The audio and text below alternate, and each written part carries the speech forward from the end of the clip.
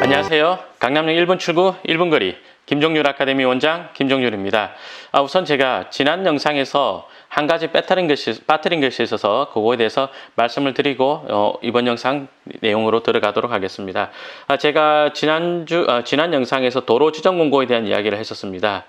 그 이야기 할 때 저한테 그런 내용을 많이 가르쳐 주신 선배님에게 감사 인사를 같이 넣으려고 했는데 제가 깜빡했네요. 도로 지정 공고에 대한 이야기를 저에게 가르쳐 주신 분은 김양수 교수님입니다. 제 대학원 선배님이기도 하고요.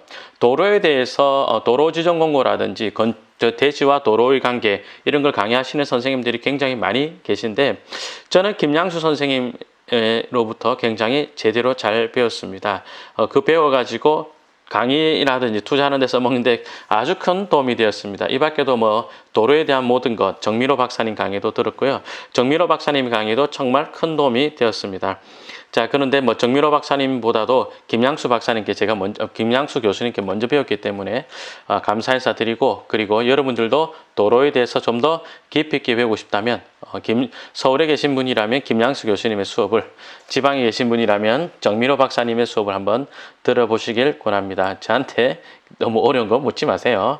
자, 그리고 저는 이제 오늘 이 시간에는 도시개발구역에 대한 이야기를 한번 해보고자 합니다. 도시개발 사업에 대해서 이야기를 해보고자 합니다. 많은 회원님들하고 이야기를 해보면요, 재개발 재건축은 들어봤는데 뭐요? 도시개발 사업? 그게 뭐야? 이런 이야기를 굉장히 많이 하시거든요. 자, 사례를 보면서 한번 재밌는 거 이야기해 보겠습니다. 평택시 지제동의 농지가 18평의 경매에 나왔네요. 59.99제곱미터가 경매에 나왔습니다. 지분 매각이라고 하는데 쭉 읽어보니까 엄마야 도시개발구역 지구단위 계획구역 이렇게 나왔네요. 그죠? 그러면 지구단위 계획구역이라는 말이 있으면 일단 이 지구단위 계획을 조사를 해야 되는 거죠. 그죠? 예. 그리고 도시개발구역이란 말이 있단 말은 이 도시개발 사업에 따른 지구단위 계획이 위반된 내용이겠구나. 이렇게 눈치를 챌 수 있어야 되겠습니다. 2억에 이 땅을 사셨는데요. 2074제곱미터 중에 165제곱미터가 경매에 나온 것 같습니다. 다시 읽어볼게요. 2074분의 165의 지분이 경매에 나온 겁니다. 즉, 이 땅은 소유자가 몇 명이야 모르겠습니다. 무진장 많은 것 같습니다. 토지 등기부 한번 볼게요. 쭉 내려서 맨 끝으로 가보겠습니다. 공유자가 이거 하나, 둘, 셋, 넷, 다, 일곱, 여덟. 다 못 쓰겠습니다. 8, 9, 10, 11, 12, 13, 14, 한 20명 가까이 되는 것 같습니다.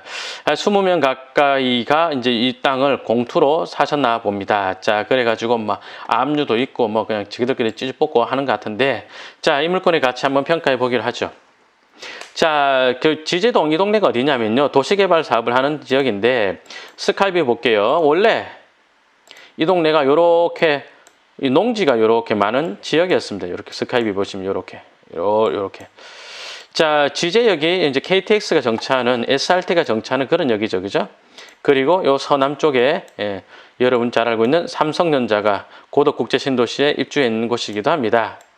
어떻습니까? 굉장히 여기 허허벌판으로 남기기 굉장히 가깝죠.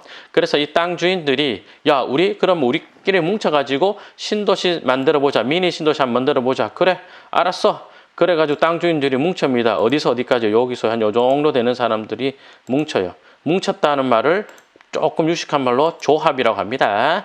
그래서 땅 주인들이 뭉쳐서 우리가 조합을 만들어 보자. 그래서 공공으로 개발하지 말고 여기서 개발해서 남는 이익을 우리가 가져가자. 뭘로 가져가요? 누가 돈을 줘요? 돈 안 주죠. 그럼 어찌 되는 거죠? 예, 땅으로 가져가는 겁니다. 그래서 그걸 환지 방식이라고 하는데, 자, 근데 문제는 이 환지 방식은요, 여기 땅 갖고 있는 개인에 맞춰가지고 환지를 해주는 게 원칙이 아니라 개별 필지를 보고 환지를 해주는 것이 원칙입니다. 그러니까 이게 하나의 필지의 땅이다. 그럼 이 필지에 대해서 권리 면적을 구해가지고 적당한 땅으로 환지를 해주는 것이죠. 자, 그런데 이 땅의 주인이 한 20명 중 된다. 그러면 땅 하나로 환지해주면서 그 땅에다가 20명이 공동지분으로 가져가는 거예요.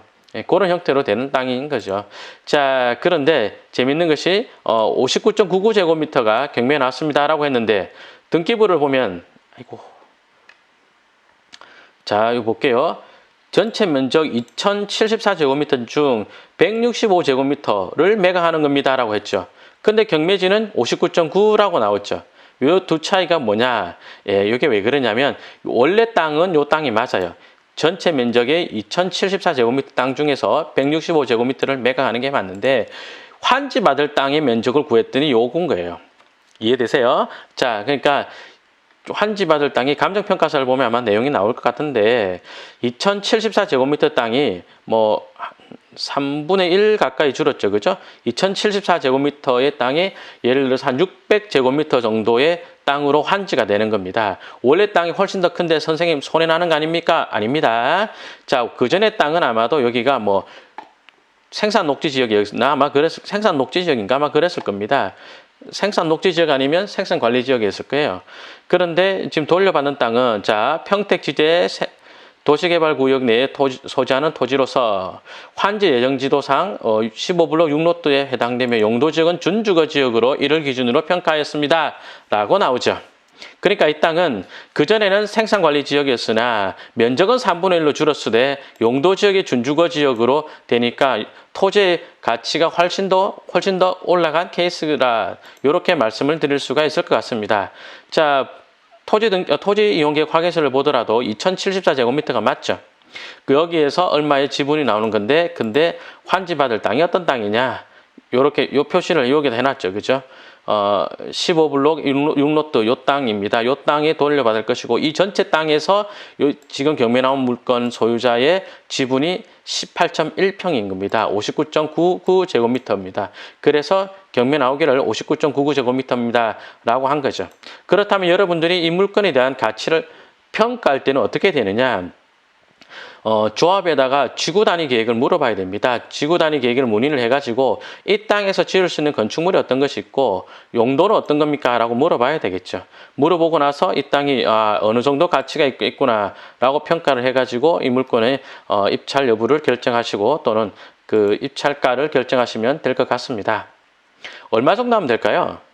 저 개인적으로는 아주 좋은 땅은 아니라고 보여집니다. 왜 그럴까요? 예. 우선 첫 번째는 지분 관계가 복잡합니다. 이런 데는 분필이 되지 않거든요. 그러면 20명이 한꺼번에 이 땅을 팔아야 되는데 매각하기가 쉽지가 않겠죠.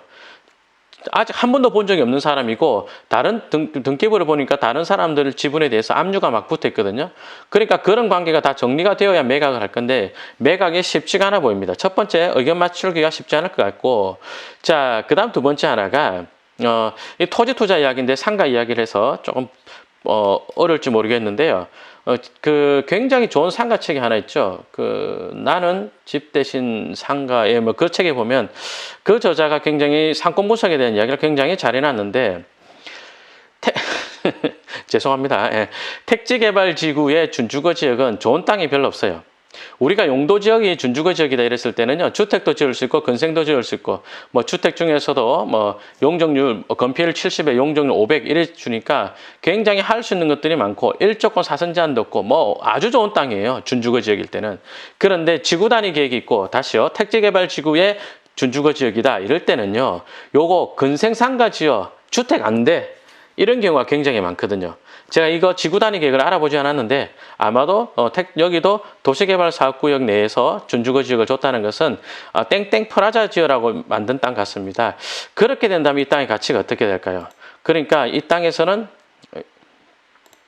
지금 도면이 다 나오지가 않는데 요 땅에서 요 뒤에 보니까 요렇게 봤을 때 거의 뭐 요때 단독주택지나 전포택지 같은데 요 자리에서 근린상가만 지어라. 땡땡 프라자만 지어라. 그렇게 장사 잘 될 것 같은 입지가 아니라는 거죠. 그죠? 요약을 하자면 지분 관계가 복잡하고요. 두 번째는요, 지분 관계도 복잡한 데다가 돌려받는 땅도 준주거 지역이라고 하지만 지구 단위 계획에서 땡땡 프라자만 지으라고 하는 땅이기 때문에 좋은 땅일 가능성이 좀 낮아 보인다 하는 것이 저의 예측입니다. 자, 한번 더 어떤 사례가 있는지 한번 보기로 하겠습니다. 여기 보면 여기 조그맣게 옛날 말로 구획 정리 사업을 한대고 지금 말로는 여기가 이제 도시개발 사업을 한답니다. 요거 이제 채비지 매각한 아파트 부지 땅이고요. 여기에 지금 화면 보시면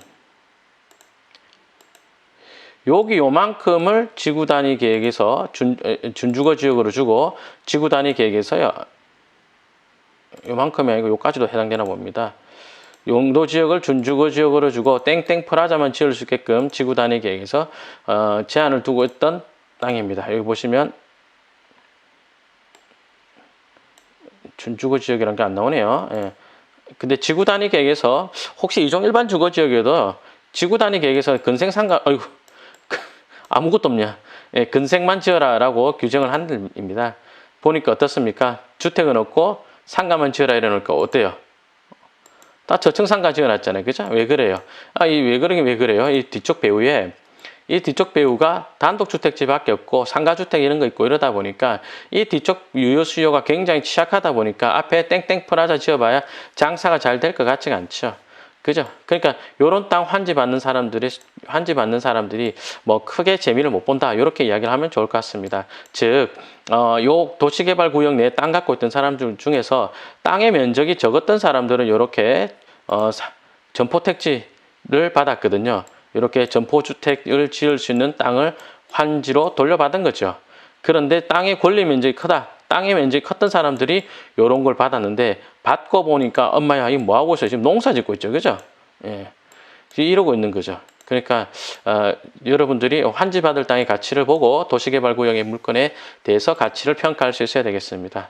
자, 그런 점에서 이 땅은 지분이라는 점, 그 다음에 근생상가만 지을 수 있는 땅으로 돌려받을 수 있다는 점, 그런 것이 여러분들에게 한 가지 뭐 공부해야 될 포인트다. 이렇게 말씀을 드리겠습니다. 좀 더 자세한 공부가 하고 싶은 분은요, 조합에다가 제가 지금 이야기한 내용이 맞는지 한번 확인해 보시면 좋을 것 같습니다.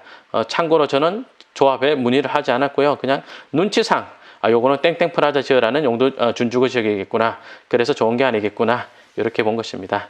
자, 도움되시길 바라겠고요. 혹시 제가 틀렸거나 또는 저한테 질문하실 내용이 있으시면 댓글을 달아주시면 제가 그 댓글을 읽고 또 말씀을 드리도록 하겠습니다. 도움되셨다면요. 좋아요와 구독하기 부탁드리고요.